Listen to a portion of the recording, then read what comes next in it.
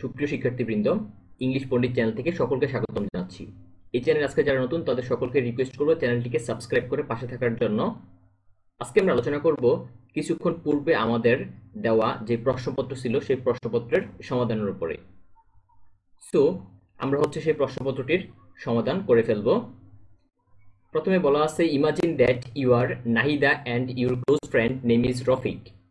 Here you and your friend talk about the importance of learning English. অর্থাৎ তুমি এবং তোমার বন্ধু নাহিদা এবং রফিক, এই দুজনের মধ্যে কথা হচ্ছে, বিষয়টা হচ্ছে ইম্পর্টেন্স অফ লার্নিং ইংলিশ, ইংরেজি শিক্ষার গুরুত্ব নিয়ে। Letter you have a plan to aware the students of your school about it. বিদ্যালয়ের এই বিষয়টা নিয়ে সকলকে সচেতন করার যে একটা পরিকল্পনা আছে সেটা নিয়ে ও কথা বলতেছে। So you and your friend seek help from your class teacher. তাহলে তুমি এবং তোমার বন্ধু শ্রেণী শিক্ষক থেকে সাহায্য চাচ্ছ two arrange an event in the school, অর্থাৎ বিদ্যালয়ে একটা এই ধরনের ইভেন্ট আয়োজন করার জন্য। নাও রাইট আ শর্ট কনভারসেশন, অর্থাৎ একটা ছোট কথোপকথন লিখতে হবে, offering your class teachers help, যেখানে তোমরা তোমাদের শ্রেণী শিক্ষকের সাহায্য চাও, এরকম একটা কনভারসেশন তোমাদেরকে উল্লেখ করতে হবে। সো আমরা এখন আমাদের যে কোয়েশ্চেনটা আমরা তৈরি করেছি সেই কোয়েশ্চেনটার উপরে সলভ করে ফেলবো। তাহলে এখানে নাহিদা, যেটা তোমার নাম, আর তোমার বন্ধু রফিক। হেই, হোয়াটসঅ্যাপ। হেই, কি অবস্থা? Hi, nice to meet you. তোমার সাথে দেখা করে অনেক ভালো লাগছে। Nahida, what is you thinking now? তুমি এখন কি নিয়ে ভাবছো? Rafiq, I am thinking how to spread the importance of learning English in our school. আমাদের বিদ্যালয়ে কিভাবে ইংরেজি শিক্ষার গুরুত্বকে ছড়িয়ে দেওয়া যায় সেটা নিয়ে ভাবতেছি। Do you know about its value? তুমি কি এটার গুরুত্ব সম্পর্কে জানো? অফকোর্স, অবশ্যই। ওয়াই নট, কেন নয়? English is an international language, people use it all over the world. সারা পৃথিবীর মানুষ এটাকে ব্যবহার করে থাকে। We can talk to our class teacher to arrange an event. আমরা আমাদের শ্রেণীশিক্ষকের সাথে কথা বলতে পারি একটা অনুষ্ঠান আয়োজন করার জন্য। রফিক, এক্স্যাক্টলি, লেটস গো, তাহলে চলো। Naida, hello ma'am. ম্যামকে হেলো বলে সম্বোধন করছে। Teacher, hey Nahida, how are you? Nahida, কেমন আছো? Rafiq, we are fine ma'am, আমরা ভালো আছি। It's a pleasure to meet you, আপনাদের দেখা করে অনেক ভালো লাগছে। Teacher, do you need anything? তোমার কি কোনো কিছুর প্রয়োজন আছে? Nahida, we want to arrange an event in our school to inform the importance of learning English. অর্থাৎ আমাদের বিদ্যালয়ে একটা ইভেন্টের আয়োজন করতে চাচ্ছি, কি বিষয়ে? ইম্পর্টেন্স অফ লার্নিং ইংলিশ নিয়ে। টিচার, গ্রেট, তাহলে তো ভালো। নো ওয়ারিস, টেনশন করার কিছু নাই, চিন্তা করার কিছু না। I will help you to arrange an event, অর্থাৎ একটা ইভেন্ট আয়োজন করতে আমি তোমাদের সাহায্য করব। রফিক, মাচ অ্যাপ্রিসিয়েটেড, অনেক বেশি কৃতজ্ঞতা ম্যাম। টিচার বলছে থ্যাঙ্কস। এটা আমাদের ফার্স্ট কোয়েশ্চেনটা চলে গেছে। তারপরে এটা থেকে আমরা আমাদের আরো আনসার তৈরি করব, যেমনটা আমরা বাংলা কোয়েশ্চেনে তৈরি করেছিলাম। সো আমাদের কোয়েশ্চেনটা ঠিক ওইটার উপরে ভিত্তি করে তৈরি করা হচ্ছে। তারপরে দ্বিতীয়ত বিষয় বলছে, bring out the formal and informal expression, the conversation and fill in the column in your own. অর্থাৎ আমরা যে কনভারসেশনটা লিখেছি সেই কনভারসেশন থেকে আমাদেরকে ফর্মাল এবং ইনফর্মাল বিভিন্ন এক্সপ্রেশনগুলো নিতে হবে। অর্থাৎ সেখানে আমরা হেলো ইউজ করেছি, যেটা formal. It's a pleasure to meet you, এটা ফর্মাল। মাচ অ্যাপ্রিসিয়েটেড, সেটাও formal. What's up informal, nice to meet you informal, thanks informal. তারপর আমাদের 3 নং show statement and question sentences including structure from the conversation. অর্থাৎ আমরা যে কনভারসেশনটা লিখেছি সেখান থেকে আমাদেরকে স্টেটমেন্ট সেন্টেন্স এবং কোয়েশ্চেন সেন্টেন্স এখানে ইউজ করতে হবে, দেখাতে হবে, সেই সাথে তার স্ট্রাকচারগুলো উল্লেখ করতে হবে। স্টেটমেন্ট কিংবা অ্যাসার্টিভ সেন্টেন্স, যেখানে আমরা পেয়েছিলাম English is an international language. তারপরে সেখানে সাবজেক্ট ইউজ করেছি, ভার্ব ইউজ করেছি এবং অবজেক্ট ইউজ করেছি, সেই সাথে ফুল স্টপ। তারপরে আরেকটা people use it all over the world. সেখানে স্ট্রাকচার সাবজেক্ট পিপল, তারপরে ভার্বটা ইউজ, তারপর অবজেক্টটা ইট, বাকি রয়েছে এক্সটেনশন, অর্থাৎ অল ওভার দ্য ওয়ার্ল্ড, সেটা আমরা এখানে লিখে দিয়েছি। তারপর ফুল স্টপ, এই যে ফুল স্টপ। তারপরে কোয়েশ্চেন হাউ আর ইউ, আমরা এগুলা কনভারসেশন থেকে নিচ্ছি। How are you, WH word, সেখানে how, verb are, subject you, সেই সাথে আমাদের কোয়েশ্চেন মার্ক। তারপরে দ্বিতীয়ত যে কোয়েশ্চেন সেন্টেন্সটা আছে সেটা হচ্ছে ডু ইউ নিড এনিথিং। এখানে ডু হচ্ছে অক্সিলারি ভার্ব, ইউটা হচ্ছে ভার্ব, ইউটা হচ্ছে এখানে সাবজেক্ট, নিড হচ্ছে মেইন ভার্ব এবং এনিথিং হচ্ছে অবজেক্ট, সেই সাথে সাথে হচ্ছে কোয়েশ্চেন মার্ক। এই ছিল হচ্ছে আমাদের স্টেটমেন্ট এবং কোয়েশ্চেন সেন্টেন্সের সেই সাথে সাথে তাদের স্ট্রাকচার। আশা করি এই ধরনের কোয়েশ্চেন আসলে তোমরা খুব সহজে আনসার করতে পারবে। তারপরে হচ্ছে আমাদের যে 4 নং, 4 নংয়ে বলছিল হচ্ছে আমাদের যেই স্টোরিটা আছে সেটা পড়তে সাথে সাথে অ্যাপ্রোপ্রিয়েট পাঞ্চুয়েশন এবং হচ্ছে ক্যাপিটালাইজেশন ইউজ করতে হবে।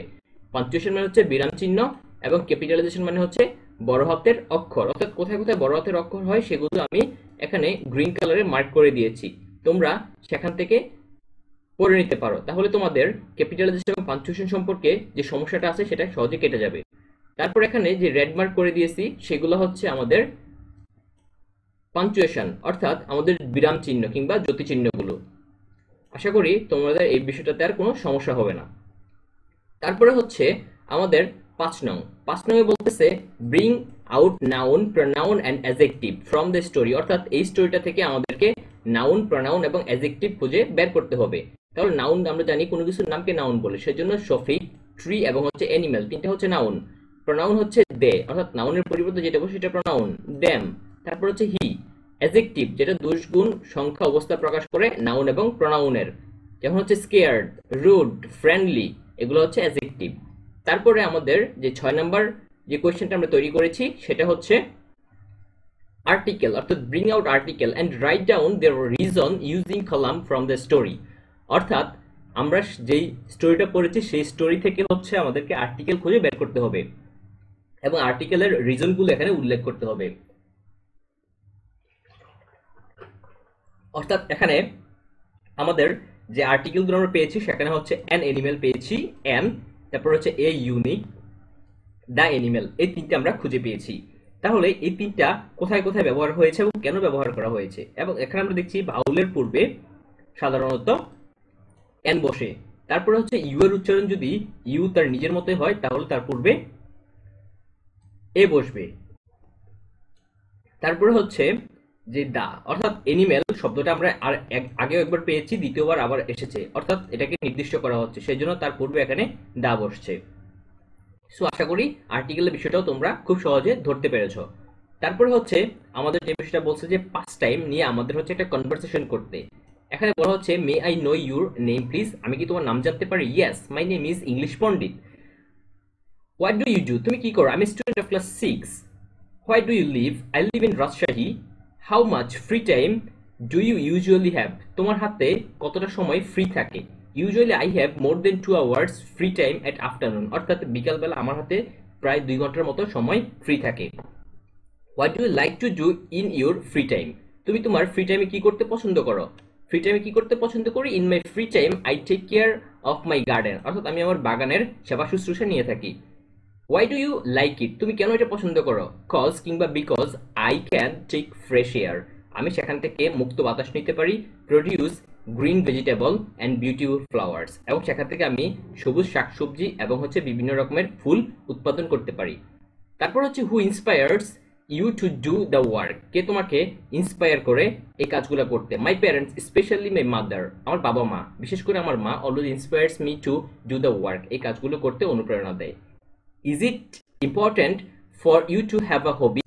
ইফ ইয়েস অ্যান্ড হোয়াই, অর্থাৎ একটা হবি থাকা কি তোমার জন্য খুবই গুরুত্বপূর্ণ? যদি হা হয় তাহলে সেটা হা দিতে হবে এবং হচ্ছে তার সাথে সাথে উত্তর দিতে হবে কেন।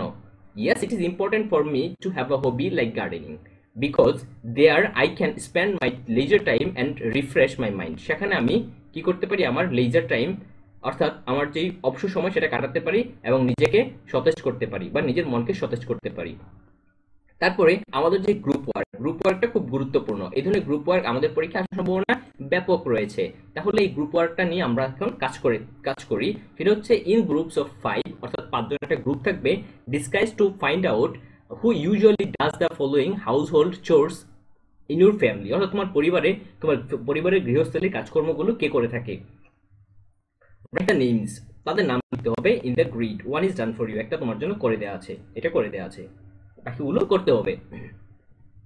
অর্থাৎ এখানে কুকিং, রান্নাটা কে করে? এখানে প্রথম স্টুডেন্ট তোমার বন্ধু তোমার আরেক বন্ধু, তোমার আরেক বন্ধু, তোমার আরেক বন্ধু, তোমার গ্রুপমেট যারা আছে তারা। তাহলে রান্নাটা মোটামুটি আমাদের মায়েরা করে থাকে। তারপর সুইপিং, অর্থাৎ ক্লিনটা কারা করে, সেটা কেউ মা, কেউ ব্রাদার, কারো হচ্ছে সিস্টার, কারো হচ্ছে নিজেই করে, কেউ হচ্ছে বাবারা করে। তারপর হচ্ছে শপিং, অর্থাৎ বাজার সদাই কে করে থাকে। তারপর হচ্ছে ওয়াশিং ক্লথ, কাপড় চোপড় কে ধোয়। ফিডিং পেট, অর্থাৎ আমাদের পোষা প্রাণীদের কে খাওয়া খাওয়া দাওয়া করায়। ক্লিনিং বাথরুম, বাথরুম কে কে পরিষ্কার করে। এটা হচ্ছে এক একটা পরিবারের এক একটা স্টেট তথ্য। তারপর হচ্ছে মোপিং দ্য ফ্লোর, অর্থাৎ আমাদের ফ্লোরকে কে পরিষ্কার পরিচ্ছন্ন করে থাকে। কে করে থাকে? Myself, sister, myself, brother and myself. এগুলো হচ্ছে আমাদের ফ্যামিলির কাজকর্ম, এটা আমাদের গ্রুপ ওয়ার্ক হিসেবে আসতে পারে। আর সবচেয়ে মনে রাখতে হবে এটা একটা সেলফ অ্যানালাইসিস। ঠিক আছে, এটা সরাসরি সেলফ অ্যানালাইসিস। আশা করি তোমরা সকলে বুঝতে পেরেছ। আর যারা নতুন তাদের সকলকে রিকোয়েস্ট করবো চ্যানেলটিকে সাবস্ক্রাইব করে পাশে থাকার জন্য। এই ধরনের নতুন শিক্ষা কারিকুলামের নতুন নতুন তথ্য আমরা এই চ্যানেলে অবশ্যই অবশ্যই পাবো। সে আমাদের পরবর্তী ভিডিও খুব দ্রুত আপলোড করা হবে। সে পর্যন্ত সকলে ভালো থাকো, সুস্থ থাকো এবং ইংলিশ পণ্ডিতের সাথেই থাকো। ধন্যবাদ সবাইকে।